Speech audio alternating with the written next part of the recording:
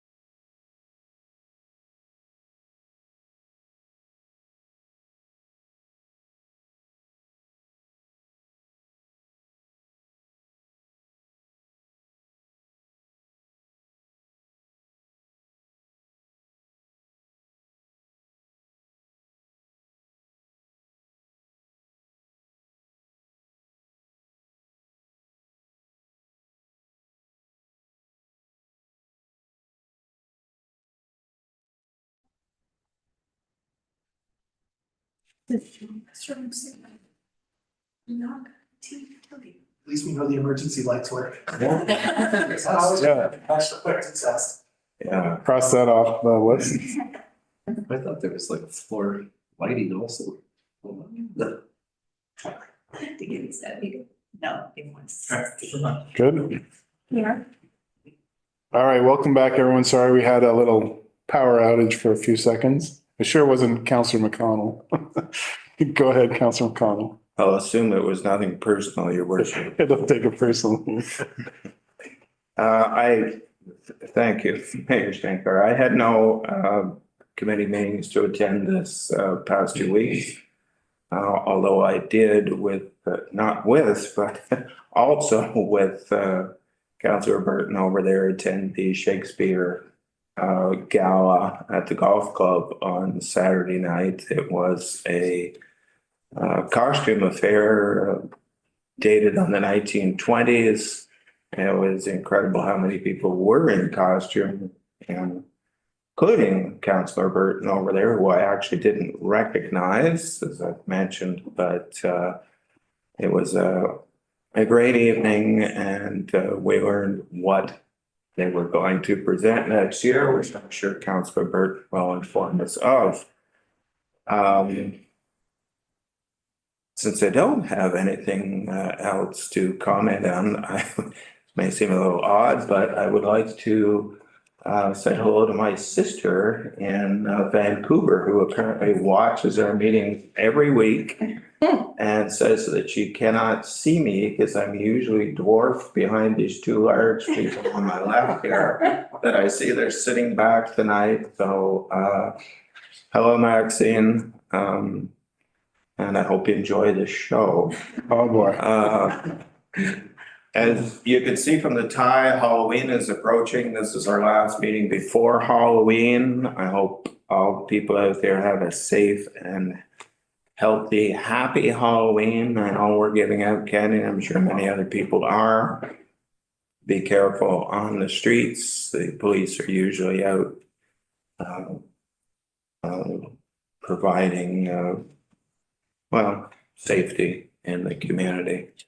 And one last thing I have to say, and I know this is not going to go over well here, but quite frankly, I'm not really all that concerned with that. But the rules of procedure that we have allow me to say something as long as I don't intend it to be the view of council. That is in our rules of procedure. It was also stated by the Integrity Commissioner in one of the rulings in my favor. And what I have to say, personally speaking, is what I see going on behind this building is a travesty in the history of this town. 130 years that property has been used for the benefit of the people of this community, and now it's going to be used for the benefit of 4 families. We have a new baby in the neighborhood who will never be able to enjoy that property with his siblings, with his parents, with his dogs, on account of the decision of 4 members of this community. Point of order. Thank you very much. I am allowed to say that, and I've said it, and we can move on. It's just bad form. It's not bad Councillor Young. form. It's. We're moving on. Councillor Young, you had your say. I did. Councillor Young. Thank you, Mayor Shankar. I did not have any meetings either. I could tell you stories about my quick trip to New Brunswick over Thanksgiving, but I'm sure that you don't want to hear those. Thank you, Councillor Young. Councillor Tracy Young. Thank you, Mayor Shankar. I attended the Champions for Girls Breakfast held by Girls Inc. Erin Durant was a guest speaker. She's born and raised in Prescott, a successful litigation lawyer now. It was a great breakfast, well attended. We had some town staff attend as well. Really great event that they hold annually. I attended another meeting of the Poverty Roundtable for South Grenville, and they were really enthusiastic about Prescott Summer Lunch Program and hope to model something similar like that moving forward. So we're going to have another meeting in January. And there's some really exciting business anniversaries. Canadian Tire, 85 years. And Your Family Dollar, 22 years. First Choice Haircutters, 27 years. And the first year for Milano Pizzeria, and 4 years for Outpost, and 4 years for Star Wellness. And then finally, the downtown mural is scheduled for installation the last week of October, and that'll also include the business directory. That's it for me. Thank you. Councillor Leanne Britton. Thank you, Mayor Shankar. It's Library Week from the 20th to the 25th. Lots going on at the library every single day. And even activities for the kids. Pickleball has started 5 days a week. There's fitness classes through Walker House, 2 different fitness classes. There's a fun art porch project that is going on tomorrow night, actually, at the ACCC. And we're having Halloween Town, November 1st, with the pumpkin parade as well. Shakespeare Gala, it was a huge success. Over 90 people attended. The fundraising committee and the board is still tallying the monetary donations. But thanks to our sponsors, board members, committee members, and volunteers, because without them, the gala wouldn't have taken place. So that's it for me. Thank you. Thank you, Councillor Britton. Councillor Campbell. Thank you, Mayor Shankar. So I attended the fire admin meeting on October 7th, and great news, we have 2 new recruits, John McCurdy and John Harper, and their in-house training is going to start immediately, so that's very exciting. In terms of their training in October, fire department ran new hydrant procedures and new rescue truck and aerial procedures. They're not going to do much training after October because they're getting into parade season. They go off and attend many parades.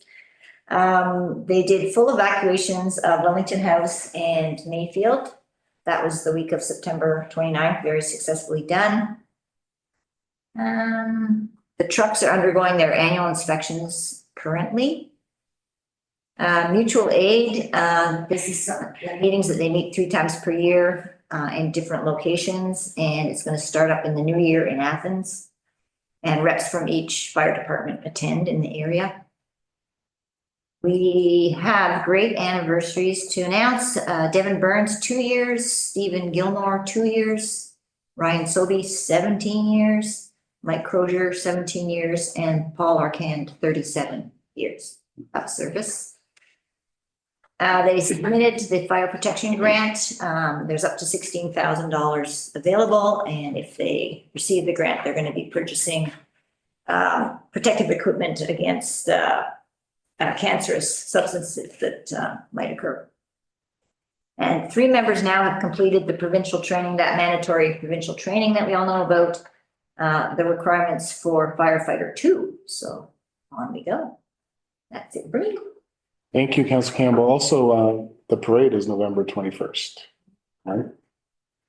That they usually set that up.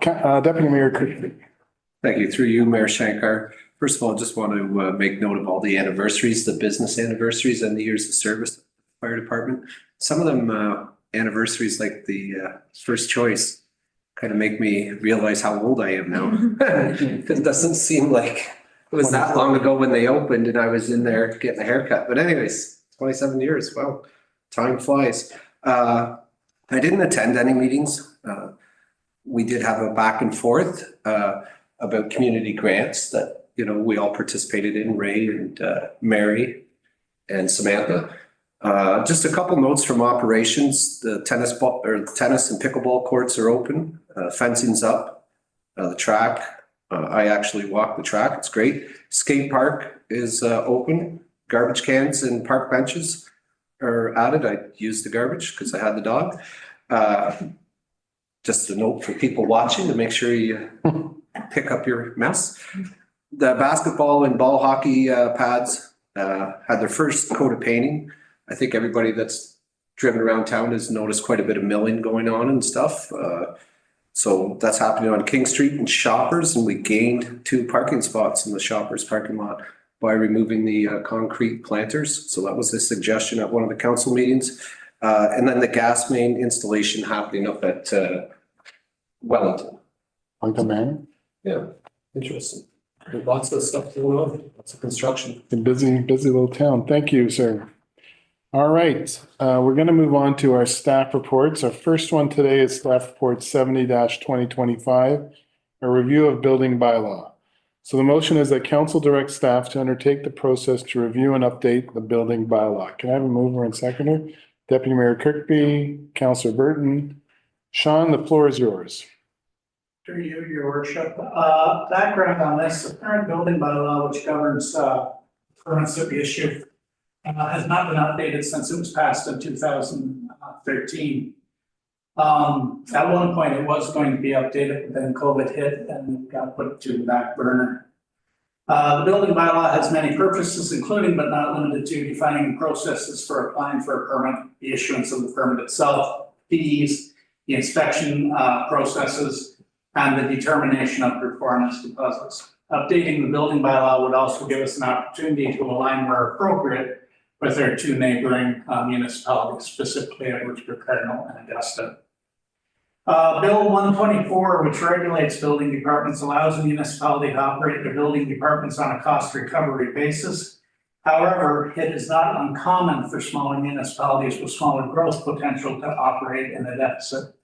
While not fully recovering the costs is permissible, it does require the understanding of council that for every dollar that it doesn't recover, it's being passed on to the taxpayer, like the general taxpayer. So people that are, already own properties here in town. Currently, the building department operates within a budget, which is usually between 50 and 75% of the costs are recovered through fees. Increasing the fees by 25,000 to 50,000 annually will get us closer to achieving our full cost recovery and actually take about 1% off the tax burden to the taxpayers. 0.5% to 1%, excuse me. Comparisons with both small urban centers and our two rural neighboring municipalities show that Prescott is still at the low end of the fee scale. Building bylaws besides Prescott's that were looked at included Edwardsburg Cardinal, Augusta, and Brockville. We also took a look at the building bylaws for the towns of Gananoque, South Frontenac, Leeds, and Thousand Islands, and they were considered, but their fees are quite a bit higher than this and like this end, so it was decided not to proceed with it in terms of at least fees. So to illustrate the difference in fees, we took three situations. One involved a single detached house, fairly common, 1,200 square feet. One single car garage really on it, and a rear deck, and a total project value of 350,000. We took an industrial F2 building, so that would be something like, say, if Next Polymers expanded or something like that, someplace where they're building a bigger industrial footprint or Northern Cables. And then just a simple permit that most people end up coming to town hall for, just adding a new deck to the back of the thing. So as you can see in the three scenarios, Prescott still is on the relative low end of that in relation to the other municipalities. Not to say it's always the lowest, but it's certainly on the low end. Currently, our permit fee calculation methodology is based on building at cost per thousand. Right now, it's $8.50 for every $1,000 of construction.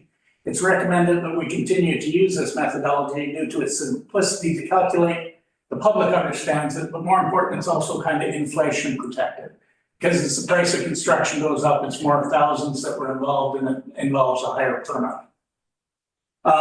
We would also then look to harmonize with a secondary methodology with our neighboring municipalities where a price per square foot can also be compared. So the other two places actually use, especially Edwardsburg Cardinal, uses a combination of price per square foot and the price per thousand, with whichever one being higher is the one that is used. So that sometimes people will go, oh, this is a really small house, it shouldn't be so much even though it costs, X amount to get done. Right now, the department's looking, just so that the council is aware, that we would be looking for a small increase in the price per thousand, probably somewhere in the neighborhood, be either $9 or maybe $10 per thousand, depending on Edwardsburg Cardinal may also be considering readjusting. So it's just give you the range. And then, like I said, a price per square foot could be also implemented to compare the two systems. Staff recommends that the updates be prepared and presented at a public meeting as required by regulations to update the bylaw. And the hope would be to try to get it done in such a way that if it was going to change, it would occur in the new year. And there's also quite a few housekeeping things, just basically discussing if someone wants to protest a building permit fee, the proper way to do it, how we compare it to see if it ended up being justifiable and stuff like that. Also, because of the differences in building construction, there's quite a few new inspections that are required. So far, we've been doing them, but they should actually be in the bylaws so that it's upfront and clear that these inspections have to be done. And if implemented, it would close the gap. I don't know that we'd ever get to the point that we were running surpluses on a regular basis, but like I say, every little bit that we do is a good thing.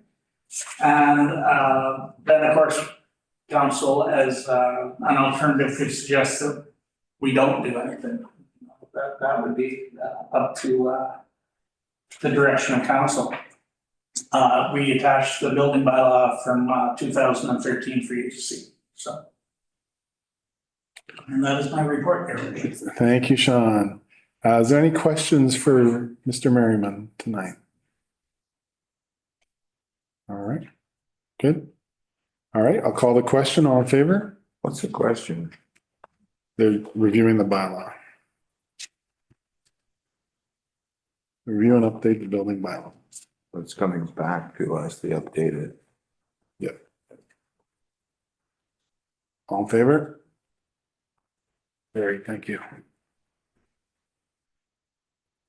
All right, next staff report is 71-2025, the Jays Care Foundation Field of Dreams grant application.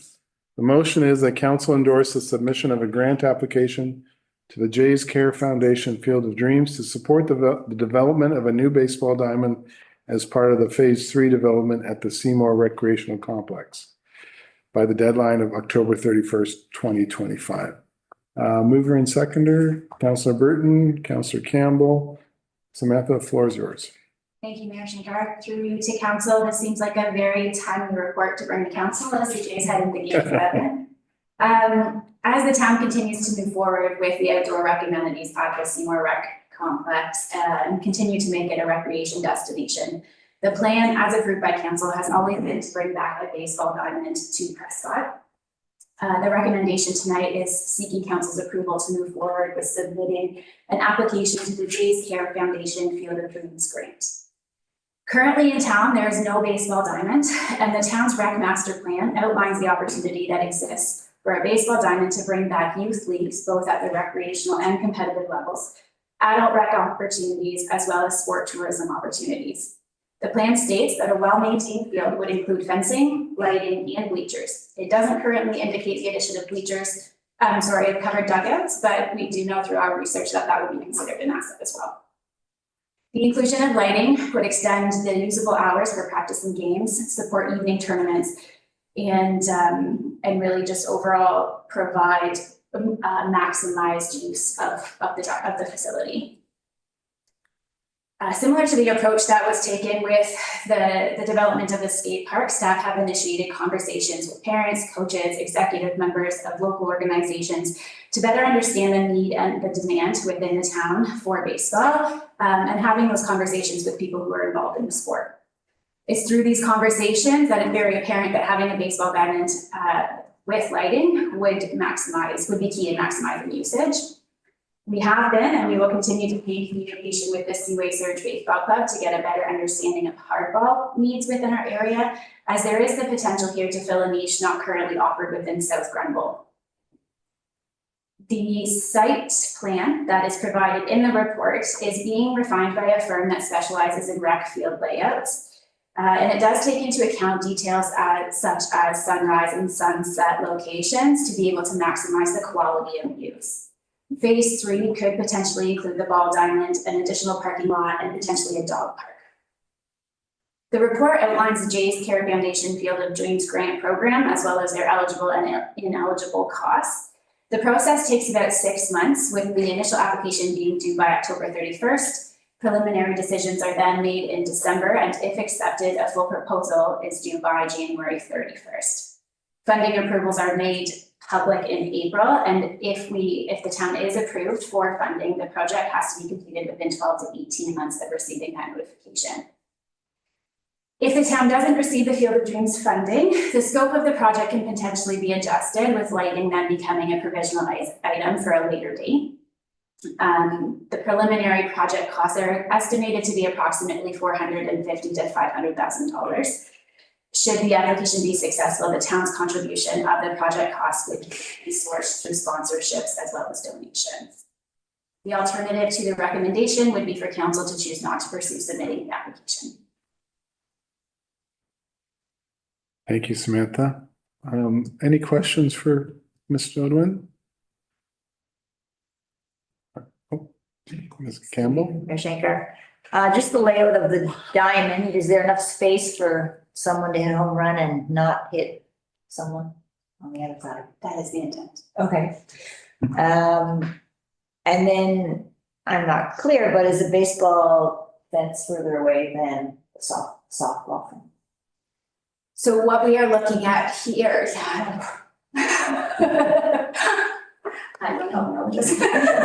Yeah, we think like every different league has a different set of guidelines and regulations of how deep the outfield fence should be. The designer we're working with now, we've basically given them the maximum available footprint. So basically like a full-size adult stadium to work with, so that we know we have the maximum footprint available, and then we'll pare that down from there. So we're confident that we can fit the largest needed field, and then can figure out what specific user groups we're gonna have and what dimension we should land on. But we're basically, the design instruction we've given them was basically 300 feet down the foul line, which is MLB size stadium. Infield would be brick dust instead of gravel, because baseball, like we had the Chick Kirby Little League diamond and it was brick dust, and that looks much better than sliding on gravel. So is that gonna be part of the grant?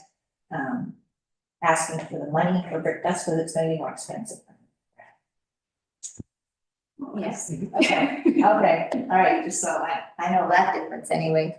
And then if we want Little League, of course, they're not gonna be able to hit it over that far fence, so it would just be some kind of rule adjusted. And we used to have great Little League programs. Yeah, wouldn't it be great to have fun come back? Yeah, but that time would suffice as well, but I know we wanna get the most use out of it.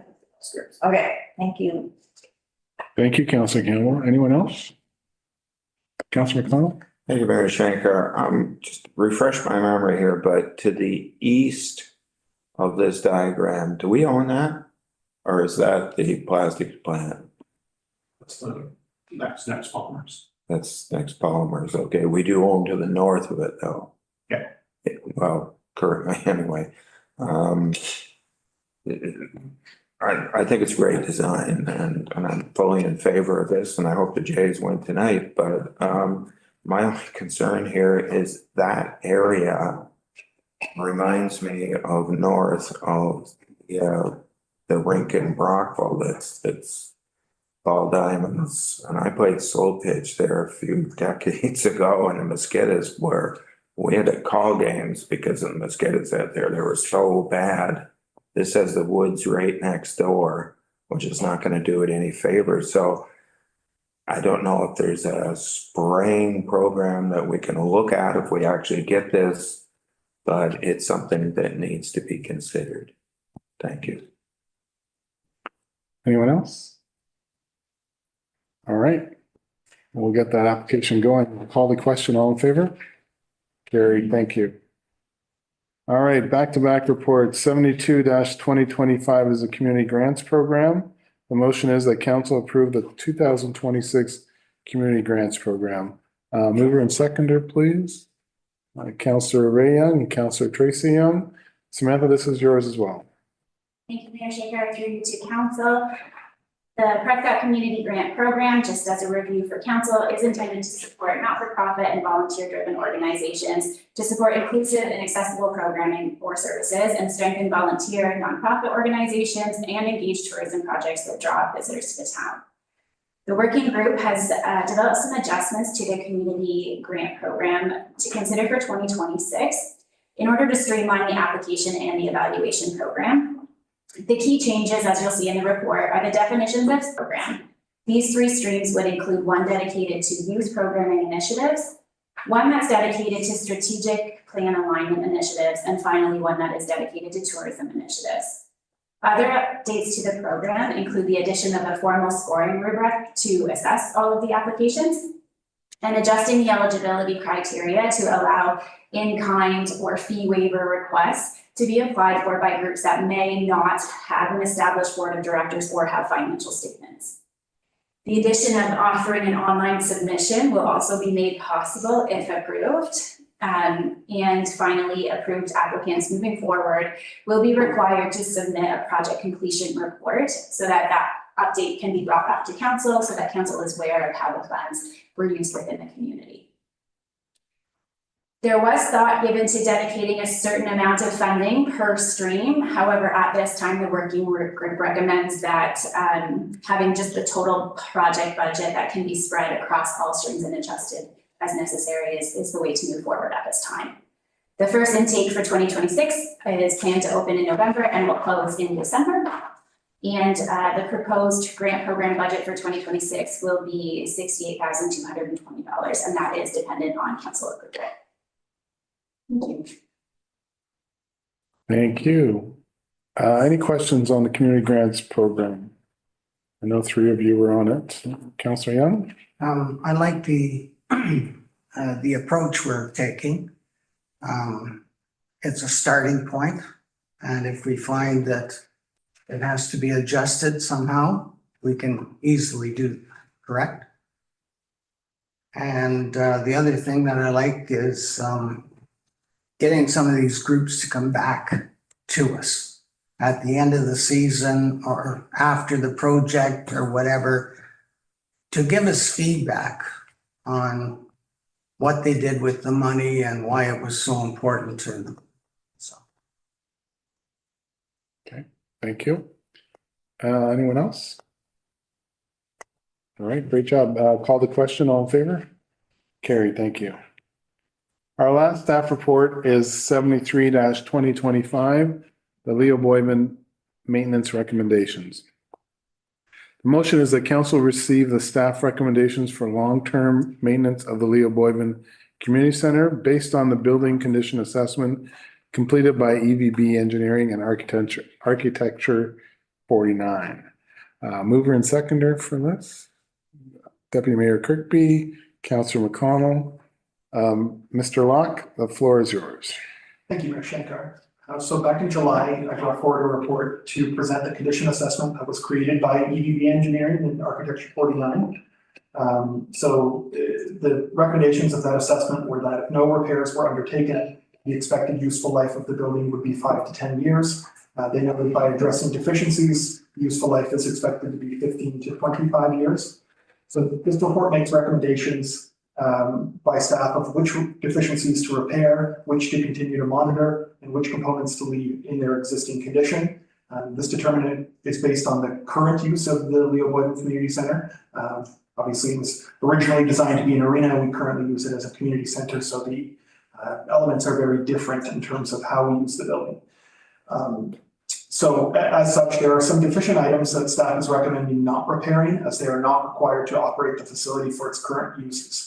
Some of these examples include the HVAC and electrical systems are under significantly less pressure than what they were designed for, because they're no longer operating ice making equipment. Plumbing is not frequently used, as the change rooms are not in daily use, like an arena. The canteen does not operate fryers or other commercial equipment. The old Zamboni room and the figure skating office can be closed permanently. They're used for storage space only, and there's noted significant deficiencies to those 2 spaces. This facility does not currently have barrier-free access due to its age. Accessing both the arena floor and the change room require the use of stairs. This is very different than a modern arena. So as such, staff don't recommend making accessibility improvements to exterior doors or entrances other than the main entrance, just knowing the limitations of the facility.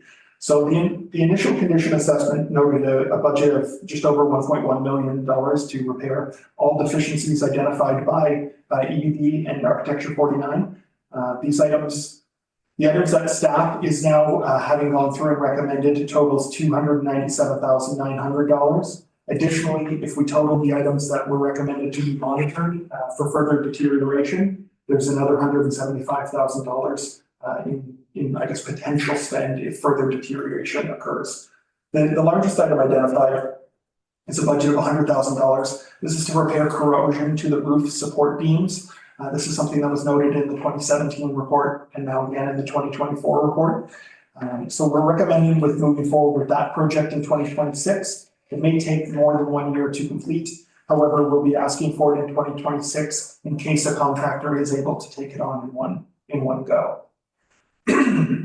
So then looking at that $297,900, staff is recommending a large portion, well, a little over a third, $121,000 be taken on in 2026, another $94,450 in 2027, and then the remaining $82,450 would be spread out over the following 5-year period. So essentially, we'd be looking at a 7-year approach to fix all the deficiencies that we've identified as priority moving forward. There's no specific request currently. This information is presented to council for information only. The individual budget requests will come annually through the annual budget procedure. And I should note that as currently stated, all deficiencies are to be funded through the dedicated infrastructure reserve fund. Very good. Thank you, Mr. Locke. Any further questions for Mr. Locke? Councillor Young? Thank you, Mayor Schenker. You and I and Leanne and Lee were here in 2017 when we made the decision to build a new arena as opposed to fixing the Leo Boyden Arena. I would hate for people to think that this is a small amount that would have been required to fix that building. There were a whole lot of other issues identified in 2017 report that have been maybe incorporated here and there in this report, but they have not been dealt with specifically and a dollar amount assigned to them. Am I right in saying that? You are correct. Yes, the reason the number is what it is because of the current use of the facility and not based on. That's the best way to explain it. Absolutely. I'm all in favor of the 121,000 expense for the next budget and going forward after that. But I would just like to ask you one thing. We've been through painting those beams or those, beams at least twice in the last 20 years. And it involves renting a lift and a company comes in and they paint and do everything. Before we waste money renting a lift, would you look at the cost of buying that lift and keeping it for ourselves for use in the new arena as well as the old one, please? That's all. I mean, if we're spending half the cost of a lift renting one for one painting session, I believe we should buy a new one. Certainly. Yeah, we'll take that into consideration. Thank you. Councillor McConnell? Thank you, Mr. Shankar. Actually, Ray raises a very good point about the lift because several times a year we have a lift out, putting up banners on our poles and taking them down off the poles again. And I see a lift sitting here, sitting there at the barn down on the, so yeah. The possibility of buying one, even a good used one, which we have bought used equipment before, should be looked into. The thing that I was glad that I heard Matt reference the 2024 study, because when I read through this, I couldn't find the date of a study. And I had to wonder when I was looking at some of this stuff, especially the stuff that we really don't need to do because it's not going to be used as a rink, why it was even included when it should have been obvious to the people that we hired that it was not going to be used as a rink. Some of this stuff, and I'm not going to reference every individual thing, but as I read through, I thought, well, why would they say that? Because it's not a rink. We're not going to use it as a rink anymore. So I have to wonder at the, and I'm not blaming staff for this, but I have to wonder at the direction that the company was given at the time. Were they not, you weren't here to make matters difficult, but, so I'm certainly not blaming you, but when we get somebody to do an inspection on a building, should they not be informed as to the usage going forward of that building?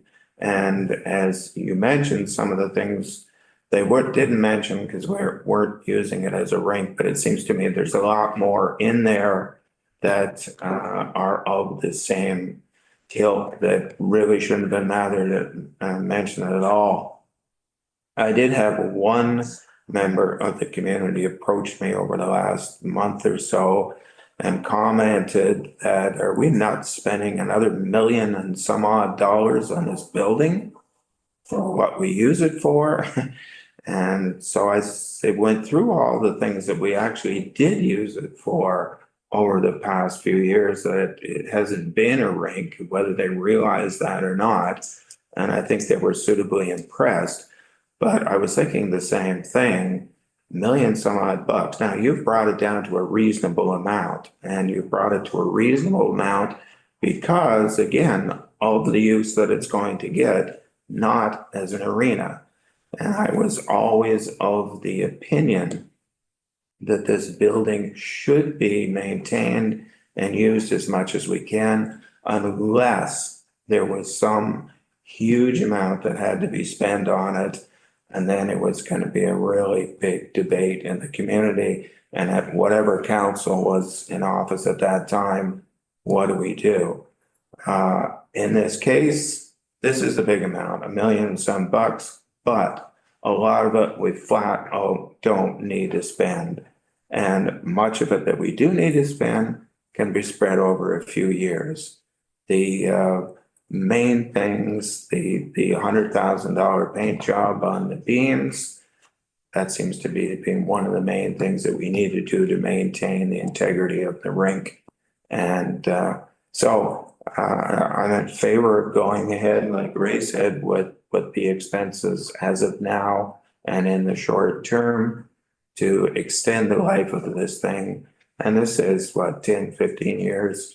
Who knows? It could go on for another 50 years if we keep spending a few bucks on it here and there. Depends on what we use it for, as long as it is structurally sound, the steel part.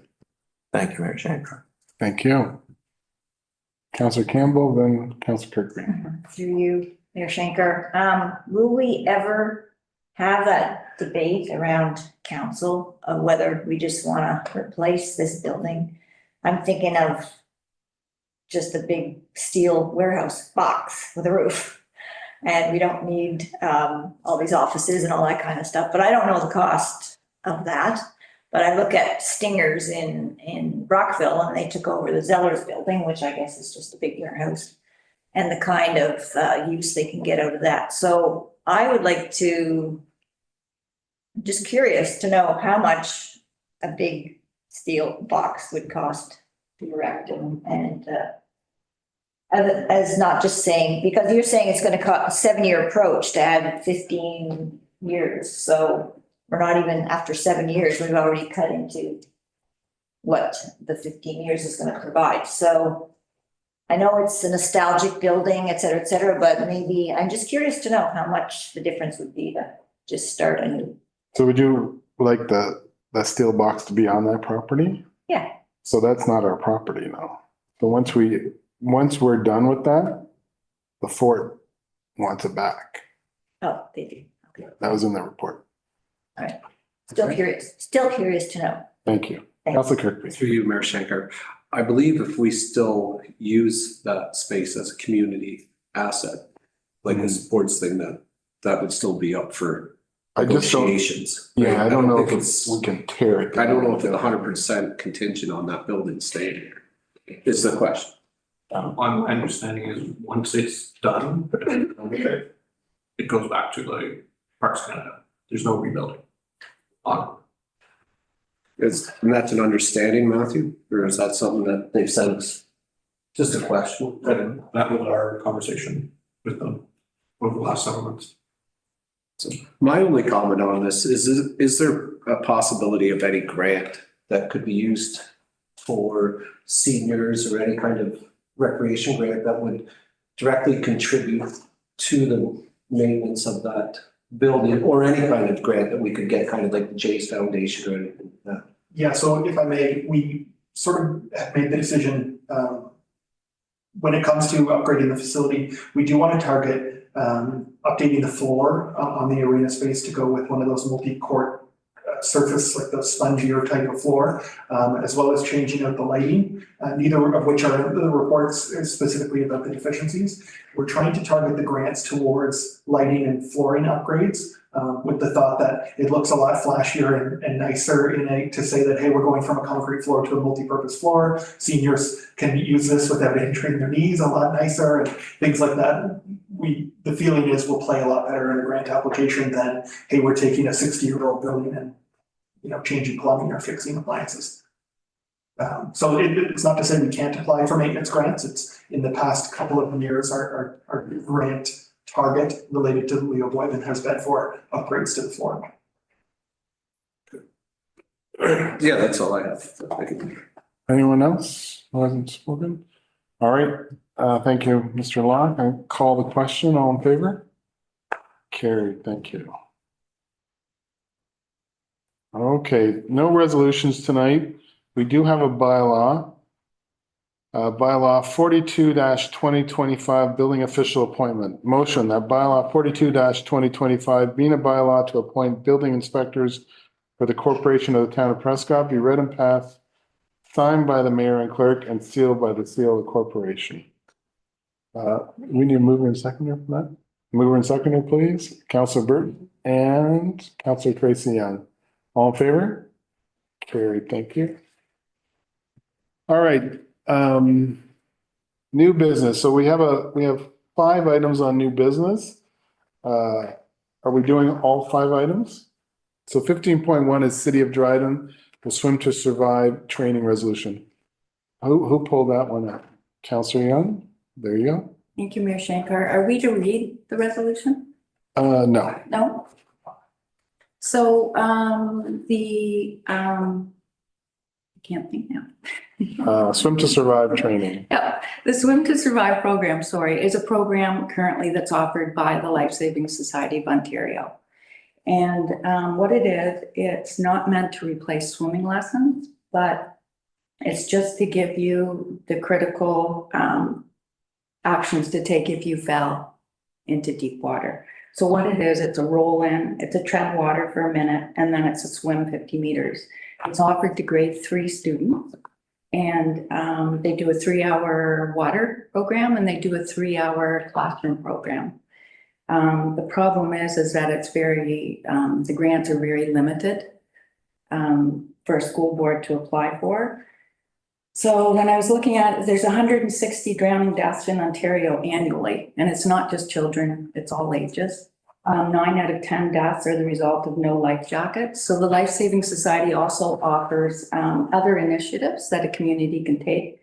There's a life jacket contribution opportunity. So the town, for instance, would buy 9 adult-sized life jackets, and they would in turn provide 9 youth-size life jackets. And then they have life jacket clinics where you can go and make sure that you're properly fitting life jackets. So I would ask for council support in in approving this resolution to have the Ministry of Education incorporate water safety and survival training into the school curriculum. And I would also ask, I would also like to make a motion. Is that okay to do that? Oh, yeah. Request staff to explore opportunities to enhance water safety education and prevention effort. And I'd be looking for a second on that. Councillor Burton, Second that motion. Thank you. Chloe? Through you, Mayor Schenker, would you give me a moment just to ensure that it has the correct motion? We can do Okay. that. For clarification, Councillor Young, do you want your motion as a separated motion from those? Yes, please. Okay, Like I'd like to approve their resolution and then a separate one. okay. So the motion that you just moved, we have a seconder for, and then perhaps through the chair, we would go back to the resolution to support the subsequent resolution that brought forward this idea, to vote on them as two separate motions if council so wishes. And so I apologize. Could you repeat the motion that you made with regards to the direction to staff? To request staff to explore opportunities to enhance water safety education and prevention effort.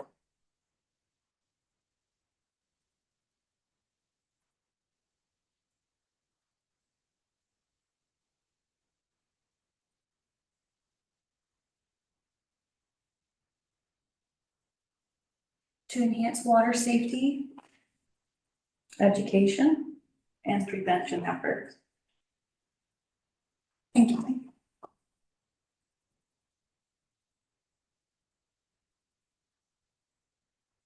Mover as Councillor Young and seconder as Councillor Burton? Yep. Yours? All right, so we have a mover and seconder. We'll call the question. All in favor? Carried, thank you. Do we need that for both? Yes. And then one for to support the resolution? Do you need a mover and seconder for that? Mover and seconder, so Councillor Young and Councillor Kirkby, all in favor? Carried, thank you. All right, next is City of Kitchener, the posted resolution. Who was that? Councillor Kirkby, go ahead. Through you, Mayor Shankar. Actually, speaking with Chloe prior to the meeting, we had a little conversation about the cost of this service. So although I'm in favor of eliminating paper versions of bills and notices being sent out by municipalities, I think we're all aware eventually it'll be phased out. It's currently mandated that the municipalities have to do that. It came to light though that a change like this would cost a town like Prescott more than what we're currently spending on the program. So with that knowledge in hand, I would like to withdraw that resolution. Done. Okay, next is the Southeastern Health Unit Board of Health update. Who brought that one? What was Councillor McConnell?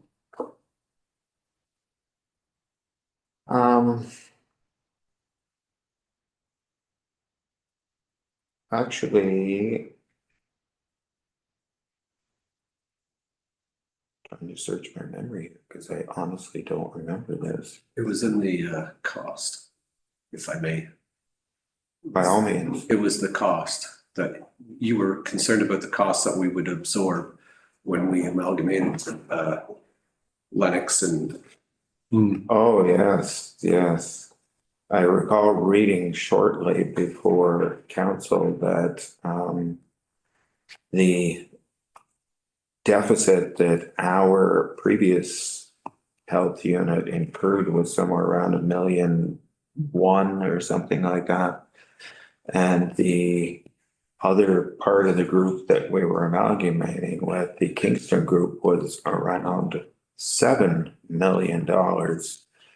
And it was my concern that in an effort to save money, the province amalgamating these boards is going to wind up costing us a heck of a lot more money than we were paying before. In other words, at our expense in favor of those in Kingston. And this kind of reminded me of what happened with the OPP, and Councillor Young alluded to this, I think, at our last meeting.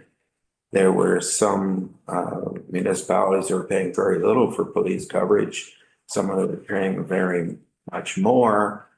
We were on the top end and ours went down considerably. Obviously, those went up considerably.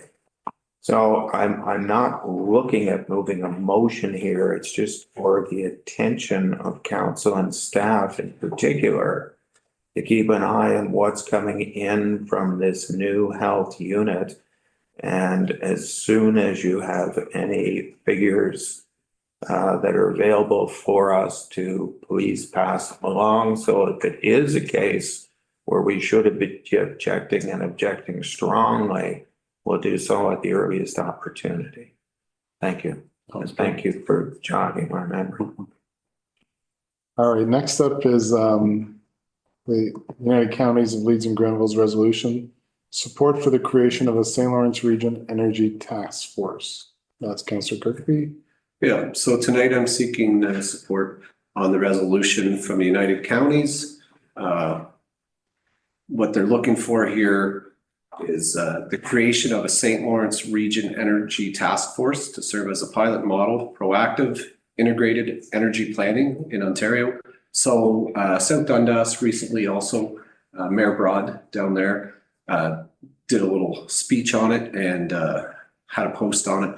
Long story short, they're looking for more thought into the energy that could be used here. There's certain projects that have wanted to go, but based on the energy consumption that they haven't been able to take off. And I know that from a couple experiences in the area, not per se in Prescott, but it probably would have benefited Prescott.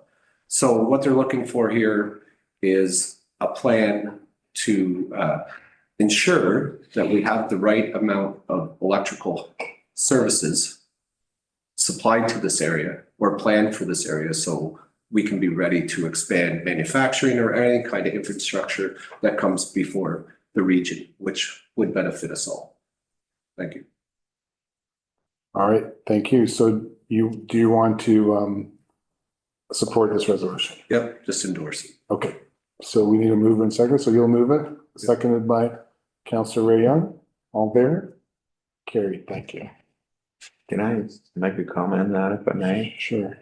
Councillor Kirby wasn't here at the time, but I know Ray and Leanne were. We had the pellet plant that was gonna locate in Prescott, and one of the big stumbling blocks to doing so was the fact that there wasn't enough power available locally to do it.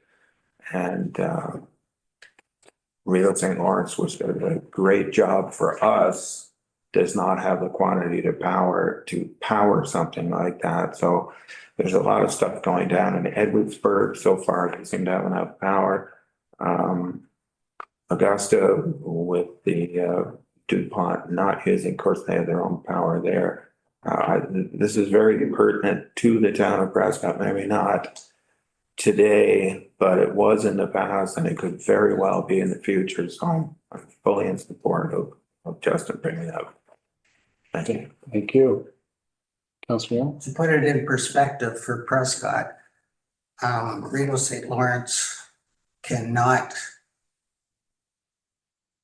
supply power to Wellington Manor Really? under the existing system.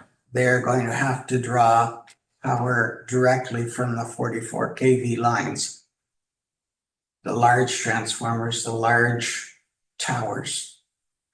So, yeah, it is a significant problem. It has been for years with Edwardsburg and Pirelli and Bismuth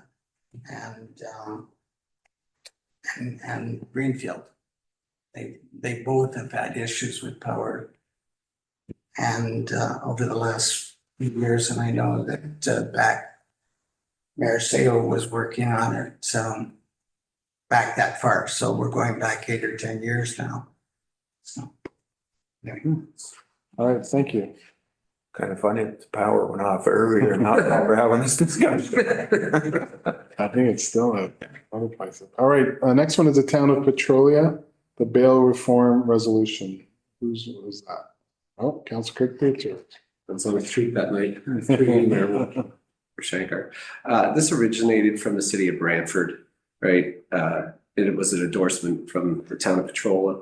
Long story short, I think everybody's well aware of the bail reform. It's currently in front of the federal government. It's also being pushed by the Ontario government. Just some facts, right? In the recent years, right, annual incidents of violent criminal code violations in Ontario rose by 27,000 between 2019 and 2023, which is an increase of 20%. A study published by Stats Canada found within 3 years of conviction, 44% of the offenders in Ontario have reconvicted of a new crime, 20% were violent.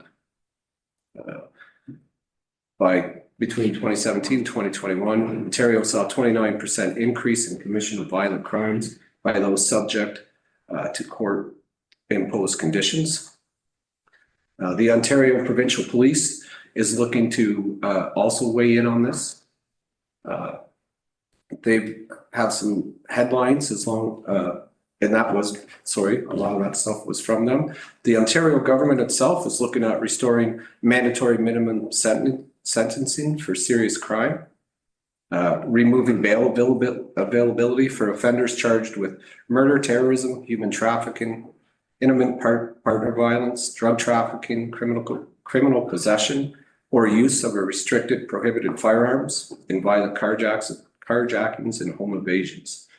I think anybody that reads the news continues to see people released and reoffending, and this bail reform is seeking support at a municipal level because that's where the problem ends up.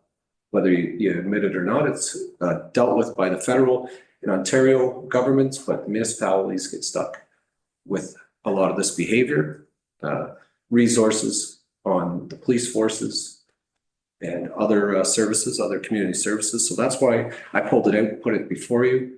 I think it's important to be recognized and endorse this resolution. Thank you. Sounds good. You're gonna move it? Seconded by Councillor Burton. All in favor? Great, thank you. All right. There are no notices of motions tonight. However, there are 4 mayor proclamations, so get comfy. First one is local government week. Whereas local government is the order of government that is closest to the people, providing essential services that enhance quality of life, promote community well-being, and support economic and environmental sustainability. And whereas local government week provides an opportunity to increase public awareness of the important role municipal government plays in our daily lives and to encourage civic engagement among residents of all ages. And whereas municipalities in Ontario are responsible for delivering a wide range of services, including infrastructure maintenance, public safety, recreation, planning, environmental management, and community development. And whereas the Council of the Town of Prescott is committed to transparent, accountable, and responsive governance that reflects the needs and values of our residents, and whereas it is important to recognize the dedication of municipal elected officials, staff, and volunteers who work to make our community a better place to live, work, and play. Now, therefore, I, Gauri Shankar, Mayor, do hereby proclaim October 20th to 26th, 2025 as Local Government Week in the town of Prescott, and encourage all residents to learn more about their local government and to participate in civic activities that strengthen our community. Next one is Public Library Week. Whereas public libraries play an essential role in strengthening our communities by providing equitable access to information, fostering literacy and lifelong learning, and supporting people of all ages and backgrounds. And whereas libraries are more than just buildings with books, they are inclusive community hubs that encourage creativity, innovation, and connection through technology, programs, and services. And whereas library staff and volunteers work tirelessly to support residents by offering welcoming spaces for discovery, engagement, and personal growth. And whereas Public Library Week is an opportunity to recognize the vital contributions libraries make to our quality of life, economic development, and civic engagement. And whereas this year's theme, Libraries Build Community, highlights how libraries bring people together, spark imagination, and strengthen the fabric of our towns and cities. Now therefore, I, Gauri Shankar, Mayor, do hereby proclaim October 20th to 26th, 2025 as Public Library Week in the town of Prescott, and encourage all residents to visit and celebrate the contributions of our public library to learning, literacy, and community life. Next one is Small Business Week. Whereas small businesses are the backbone of our local economy, representing the hard work, creativity, and determination of entrepreneurs who invest in our community and its people. And whereas Small Business Week is a time to celebrate and recognize the entrepreneurs, innovators, and risk takers who drive economic growth, create employment opportunities, and build the vibrant character of our town. And whereas from emerging startups to longstanding family enterprises, small businesses play an essential role in shaping the identity and prosperity of Prescott, enriching our downtown, supporting local events and initiatives, and fostering a strong sense of community pride. And whereas as Canada enters a new era of innovation and transformation, our local businesses continue to demonstrate resilience, adaptability, and vision, contributing to a sustainable and thriving future for all.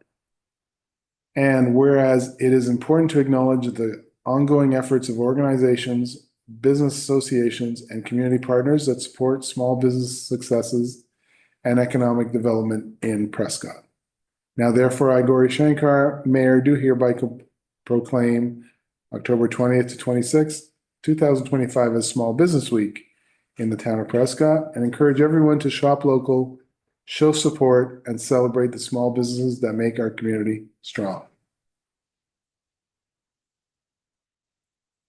It's a busy week. 25th Annual Child Care Worker and Early Childhood Educator Appreciation Day.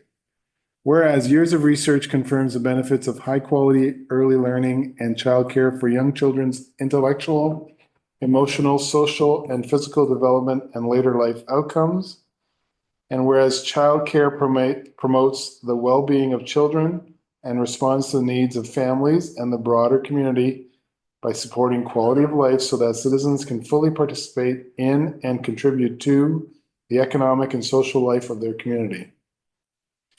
And whereas trained and knowledgeable educators, including registered early childhood educators and other qualified professionals, are essential to the quality of early years and childcare programs, including licensed childcare, early on programs, child life programs, and full-day kindergarten. And whereas the dedication, compassion, and expertise of all childcare professionals will be vital to the success of the Canada-wide early learning and childcare system.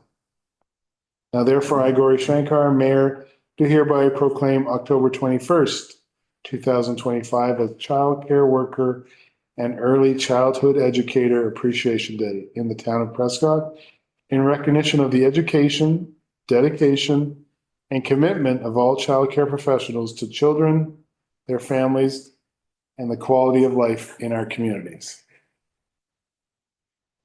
And we're done. Any immediate questions tonight? None? All right. So we have a motion that we're going to move into closed session at 7:10 PM to discuss matters pertaining to approval of closed session minutes from October 6th, potential sale of municipal property, letter of intent, library board applications/appointments. Under section 239(2)C, under the Municipal Act, acquisition or disposition of land, specifically the potential sale of municipal property as per letter of intent, and under section 239(2)B, under the Municipal Act, personal matters about an identifiable individual, specifically applications to the Prescott Library Board, and that the CAO, Treasurer, Director of Administration, Clerk, Economic Development Officer, and Deputy Clerk remain in the room. I need a mover and seconder, please. Councilor Burton, Deputy Mayor Kirkby, all in favor?